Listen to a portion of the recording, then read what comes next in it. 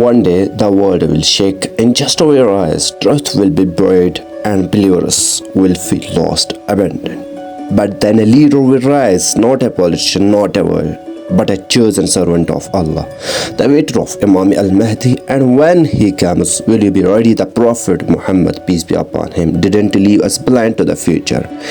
He told us in authentic hadith that a time would come when the Ummah would be divided, corrupted, and weak.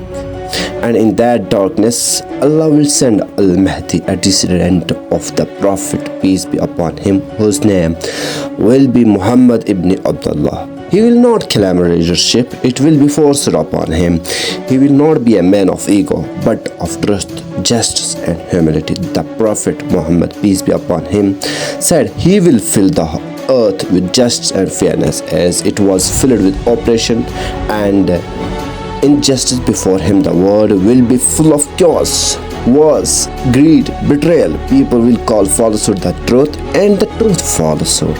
Doesn't that sound like today the Mahdi's arrival will not just be a sign, it will be final wake up call, because after him comes the Dajjal, after him comes Isa alayhi salam, and soon after the day of judgment. But this isn't about just waiting for signs, it is about preparing your soul, because those who reject Al-Mahdi when he comes may never get another chance. So ask yourself, are you living like someone who is ready to stand beside him or hide from him?